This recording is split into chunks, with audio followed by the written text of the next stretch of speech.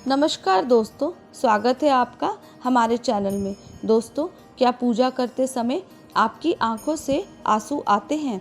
अगर आते हैं तो हम आपको कुछ ऐसे रहस्य बताने जा रहे हैं जिससे आपको पता चल जाएगा कि वो कौन सी अज्ञात दैविक शक्तियां हैं जिनकी कृपा आप पर बनी है।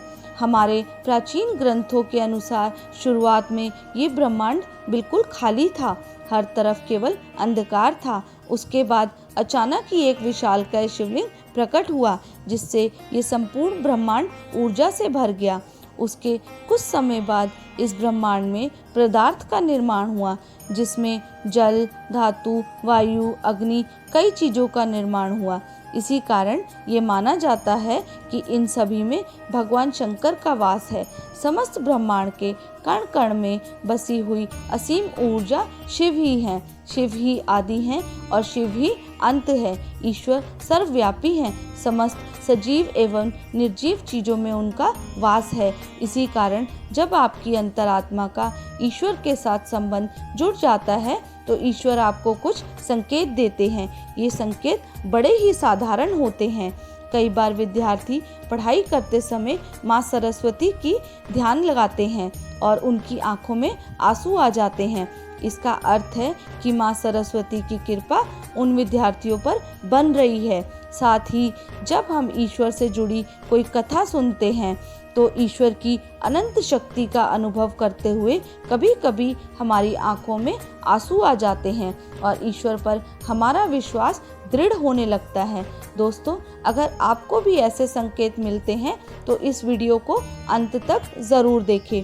अगर आप ईश्वर की आराधना में ध्यान लगाकर बैठे हैं और अचानक ही आंखों से आंसू निकल आते हैं तो ये ईश्वर का संकेत है कि आपकी आत्मा का ईश्वरीय शक्ति से मिलन हो चुका है। ऐसे समय में ईश्वर को अपनी मनोकामना अवश्य बताएं। ऐसे समय में ईश्वर से की हुई हर प्रार्थना का फल मिलता है। ज़्यादातर लोग इसे संयोग समझकर ध्यान नहीं देते और बस ईश्वर की आराधना में खो जाते हैं, परंतु ये ईश्वर से कुछ मांगने का सर्वोत्तम समय होता है। जब भी आप पूजा करें और आपकी आंखों में आंसू आ जाए तो ईश्वर को आपके जीवन के दुख एवं कष्टों के निवारण की प्रार्थना करें। साथ ही पूजा के समय आंखों में आंसू आने का यह भी कारण माना जाता है कि आपकी अंतर मन की सफाई हो रही है और अब आप अंदर से शुद्ध हो रहे हैं। दूसरी बात, जलाई हुई ज्योत का बढ़ना। दोस्तों, अग्नि पंचतंत्रों में से एक है। इसमें भगवान शिव शंकर का वास है।